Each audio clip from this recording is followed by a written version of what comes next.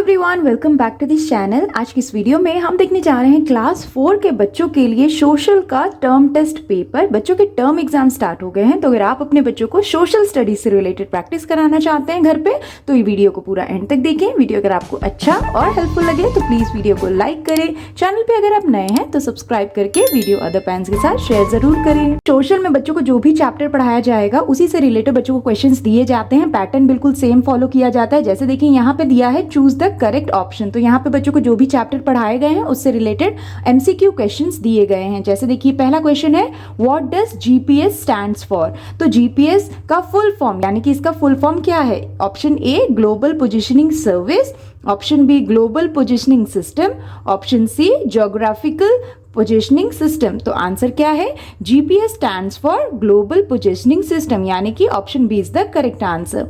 Now same way next है which is the 7th largest country in the world? Russia, Canada और India. तो in the world 7th largest country किसको कहा जाता है? वो है इंडिया, यानी कि C option is the correct answer. Now उसी तरह से next question, if you want to see natural features like river and hills which map will you use. तो अगर आपको नेचुरल फीचर्स देखने हैं जैसे कि रिवर या हिल्स, तो उसके लिए आप कौन सा मैप का यूज करेंगे? Option A physical map, option B thematic map और ऑप्शन सी पॉलिटिकल मैप। तो आंसर क्या होगा? जब भी हमें किसी भी नेचुरल फीचर्स को देखना है अर्थ से रिलेटेड, तो उसके लिए हम फिजिकल मैप का यूज करेंगे, यानी कि ऑप्शन क्या होगा? Option A is the correct answer. Now same way next देखिए which of the following countries lies to the north west of India. तो दिए गए ऑप्शन में से कौन सा ऐसा कंट्री है जो कि इंडिया के नॉर्थ वेस्ट साइड में पड़ता है? यानी कि ऑप्शन ए देखिए China and Nepal, option B Pakistan and Afghanistan, option C Myanmar and Bangladesh. तो इसका आंसर क्या होगा? इंडिया के नॉर्थ वेस्ट साइड में कौन सा कंट्री पड़ता है? नॉर्थ वेस्ट यानी कि हमें इस साइड यानी कि हमारे लेफ्ट साइड में हमें देखना है। तो नॉर्थ वेस्ट में पाकिस्तान एंड अफगानिस्तान इंडिया के पड़ता है, यानी कि B option is the correct answer.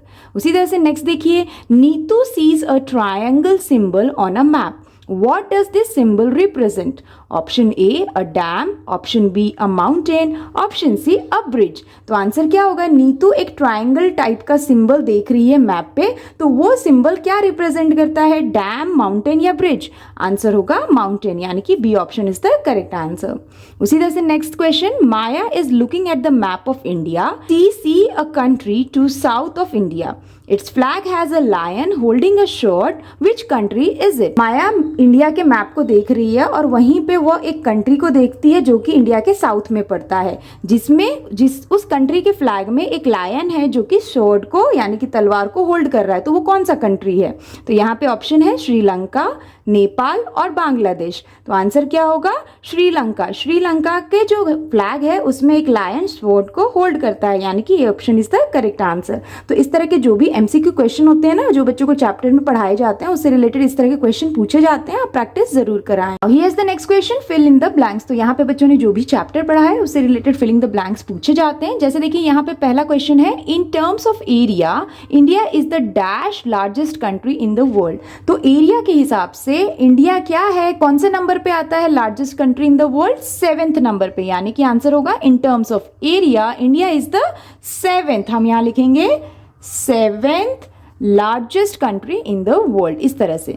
Now next देखिए India has dash states and dash union territories. तो आंसर क्या होगा? India has 28 states and 8 union territories. Next India is located in the dash part of Asia. तो India कहाँ locate है? Asia के southern part of Asia. तो यहाँ पे आंसर हो जाएगा southern part of Asia. Asia के साउथ साइड में इंडिया पड़ता है। उसी तरह से नेक्स्ट देखिए नेक्स्ट स्टेटमेंट है the Bay of Bengal lies to India's dash. तो जो बे ऑफ बंगाल है वो इंडिया के किस साइड में लाई करता है? तो the Bay of Bengal lies to India's east. तो हमारा आंसर यहाँ पे हो जाएगा ईस्ट, यानी कि ईस्ट साइड में बे ऑफ बंगाल इंडिया के पड़ता है। उसी तरह से नेक्स्ट देखिए Sri Lanka and the Maldives lies to the dash of India. तो जो श्रीलंका और मालदीव्स नेबर कंट्री हैं वो इंडिया के कौन से साइड में पड़ते हैं? तो श्रीलंका और Maldives lies to the south of India. तो इंडिया के साउथ साइड में श्रीलंका और मालदीव्स पड़ते हैं। उसी तरह से नेक्स्ट है the dash form the northern border of India. तो इसका आंसर क्या होगा? द हिमालयास। यहाँ पे आंसर होगा the Himalayas form the northern border of India. इस तरह से आप भी बच्चों को फिलिंग द ब्लैंक्स देते हुए प्रैक्टिस जरूर कराएं जो भी उन्होंने पढ़ा है उस चैप्टर से related. Now here is the next question, name the capitals of the following. तो यहाँ पे ना बच्चों को कुछ स्टेट या कंट्रीज के नाम दिए गए हैं जिसके बच्चों को कैपिटल लिखना है। तो देखिए यहाँ पे सबसे पहला है म्यांमार। म्यांमार क्या है? इंडिया का नेबर कंट्री है। तो इसका कैपिटल क्या है? म्यांमार का कैपिटल है नेपिडो। तो यहाँ पे हम लिख देंगे NAPAIDAW, नेपिडो। इस तरह से प्रोनाउंस करेंगे और इस तरह से इसकी स्पेलिंग होती है।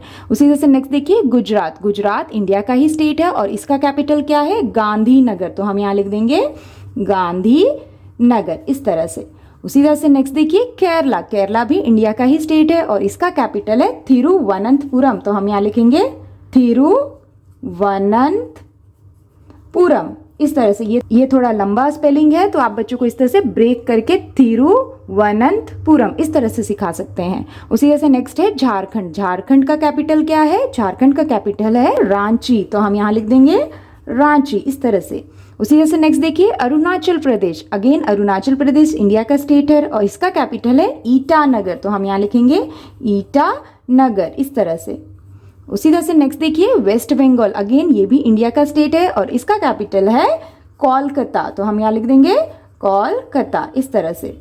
नेक्स्ट देखिए नागालैंड भी इंडिया का स्टेट है जिसका कैपिटल है कोहिमा। तो हम यहाँ लिख देंगे कोहिमा। तो इस तरह से ना बच्चों को 28 स्टेट्स, इंडिया के 28 स्टेट्स और यूनियन टेरिटरी पढ़ाए जाते हैं। साथ ही उनके जो कैपिटल्स हैं उसे भी लर्न कराया जाता है, जिससे रिलेटेड बच्चों को क्वेश्चन जरूर पूछे जाते हैं। तो आप इस तरह से बच्चों की प्रैक्टिस जरूर कराएं। Here is the next question, identify the figure below and write down the correct names. तो यहाँ पे ना बच्चों को कुछ फ्लैग्स ड्रॉ करके दिए गए हैं। ये फ्लैग्स इंडिया के नेबर कंट्रीज के फ्लैग हैं। तो बच्चों को फ्लैग्स को आइडेंटिफाई करना है कि ये कौन से कंट्री का फ्लैग है और उसका नाम बच्चों को लिखना है। जैसे देखिए यहाँ पे ये जो फ्लैग है ये रेड कलर का फ्लैग है और इसमें 1 बिग स्टार है और 4 स्मॉल स्टार्स हैं। तो ये येलो कलर का होता है जो स्टार होता है। तो ये कौन सा कंट्री का फ्लैग है? ये है चाइना का फ्लैग।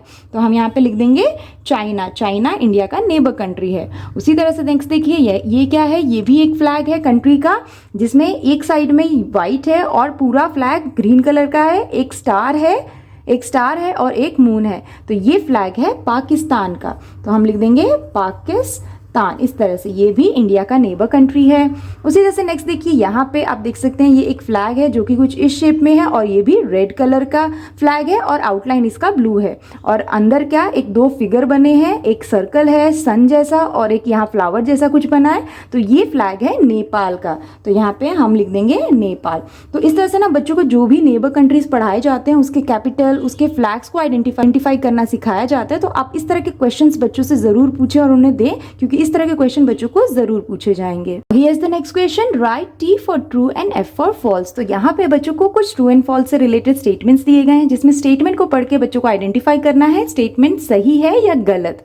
जैसे देखिए पहला statement, a map that shows physical features is called a thematic map. तो क्या ये स्टेटमेंट सही है? यहाँ कहा जा रहा है वो मैप जो फिजिकल फीचर्स दिखाता है उसे हम थीमेटिक मैप कहते हैं। क्या ये सही है? ये गलत है। जो भी मैप फिजिकल फीचर्स दिखाता है अर्थ से रिलेटेड वो हमारा फिजिकल मैप होता है, ना कि थीमेटिक मैप। तो ये फॉल्स स्टेटमेंट होगा। हम यहाँ लिखेंगे फॉल्स या फिर हम F लिख सकते हैं। नेक्स्ट देखिए, large scale map shows a lot of details about a large area. क्या ये स्टेटमेंट सही है? बिल्कुल सही है, क्योंकि लार्ज स्केल मैप से ही हम बड़े एरिया के डिटेल्स को देख सकते हैं। तो ये सही स्टेटमेंट है, तो हम T लिख देंगे यानी कि ट्रू। नेक्स्ट देखिए, India is separated from Sri Lanka by a narrow channel of water. तो क्या ये स्टेटमेंट सही है? यस, ये सही स्टेटमेंट है। इंडिया जो है वो श्रीलंका से एक नैरो चैनल ऑफ वाटर से ही सेपरेटेड है, इसीलिए ये स्टेटमेंट भी होता है ट्रू। तो टी लिखना है। Now next, India has 28 states that includes the national capital territory of Delhi। तो क्या ये स्टेटमेंट सही है? ये गलत स्टेटमेंट है, क्योंकि यहाँ कहा जा रहा है इंडिया के 28 स्टेट हैं जिसमें national capital territory of Delhi भी इंक्लूडेड है। तो ये गलत स्टेटमेंट है। जो दिल्ली है वो यूनियन टेरिटरी में आता है, ना कि स्टेट में, इसीलिए ये स्टेटमेंट फॉल्स होगा। तो F लिखना है। नाउ नेक्स्ट देखिए, a map can give detailed information about the smallest area on the earth. क्या ये स्टेटमेंट सही है? यहाँ कहा जा रहा है कि जो मैप है वो हमें डिटेल्ड इंफॉर्मेशन देता है, स्मॉलेस्ट एरिया जो भी है अर्थ पे उससे रिलेटेड। तो क्या ये स्टेटमेंट सही है? यस, ये स्टेटमेंट सही है। तो हम लिखेंगे टी यानी कि ट्रू। तो इस तरह से भी बच्चों को ट्रू एंड फॉल्स जरूर पूछे जाते हैं। जो भी चैप्टर उन्होंने पढ़ा है आप इस तरह से बच्चों की प्रैक्टिस जरूर कराएं। Now here is the next question, answer the following questions. तो बच्चों को जो भी चैप्टर पढ़ाए जाएंगे उससे रिलेटेड क्वेश्चन आंसर जरूर पूछे जाते हैं। जैसे देखिए यहाँ पे पहला क्वेश्चन है, why do cartographers use symbols on map? यानी कि कार्टोग्राफर सिंबल्स को मैप पे यूज क्यों करते थे? तो इसका आंसर लिखना है, cartographer uses symbols on map because it's impossible to show everything in real size and shape. Symbols makes easier to read and understand earth features. यानी कि कार्टोग्राफर इसलिए सिंबल्स को मैप पे यूज करते थे क्योंकि हर एक चीज को ड्रॉ या शो करना in a real size and shape possible नहीं है। इसीलिए सिंबल्स जो है वो इजी कर देते हैं किसी भी अर्थ के फीचर्स को रीड करना या फिर समझना। तो इस तरह से इसका आंसर लिखना है। Now same way next question, right any two advantages of maps over a globe. तो यहाँ पे हमें दो एडवांटेजेस लिखने हैं मैप के ग्लोब से। बेसिकली यहाँ पे हमें डिफरेंशिएट करना है। जैसे देखिए इसका आंसर लिखेंगे, the two advantages of maps over a globe are, first point, maps provide detailed information about various location whereas globe offer general view of the world। उसी तरह से नेक्स्ट पॉइंट है, map are more easier to carry compare to a globe. तो इस तरह से इसका answer बच्चों को लिखना है। Now same way next question, where is the seat of government of a state located? तो इसका आंसर हमें लिखना है, the seat of government for a state is located in the state's capital city. इस तरह से। नाउ उसी तरह से नेक्स्ट क्वेश्चन देखिए, what are the capitals of Manipur and Assam? Assam और मणिपुर का कैपिटल कौन कौन सा है? तो देखिए इसका आंसर होगा, Imphal is the capital of Manipur and Dispur is the capital of Assam. तो कुछ इस तरह से इसका आंसर लिखना है। Same way next question, name the neighbouring countries of India. तो इंडिया की जितने भी नेबरिंग कंट्रीज है ना उनके नाम लिखने हैं बच्चों को। जैसे इसका आंसर लिखेंगे, there are 9 neighbouring countries of India. India के 9 नेबरिंग कंट्रीज हैं जो कि कैसे हैं? पहला है Pakistan, Afghanistan, Nepal, Bhutan, China, Bangladesh, Myanmar, Sri Lanka and Maldives. तो ये 9 नेबरिंग कंट्रीज हैं इंडिया के। तो कुछ इस तरह से ना बच्चों को क्वेश्चन आंसर भी जरूर पूछे जाते हैं सोशल स्टडीज में। जो भी चैप्टर पढ़ा है उससे रिलेटेड आप इस तरह से बच्चों को क्वेश्चन आंसर देते हुए उनके घर पे प्रैक्टिस जरूर कराएं। That's all for today's videos friends. I hope कि आपके बच्चों के लिए ये क्लास 4 के सोशल स्टडीज से रिलेटेड टर्म टेस्ट पेपर काफी हेल्पफुल रहा होगा बच्चों के लिए। अगर आपको वीडियो अच्छा और बच्चों के लिए हेल्पफुल लगा हो तो प्लीज वीडियो को लाइक कर दें। चैनल पे अगर आप नए हैं तो सब्सक्राइब करना बिल्कुल ना भूलें। मिलती हूँ आपसे नेक्स्ट वीडियो के साथ, वर्कशीट्स के साथ। तब तक के लिए take care and bye bye.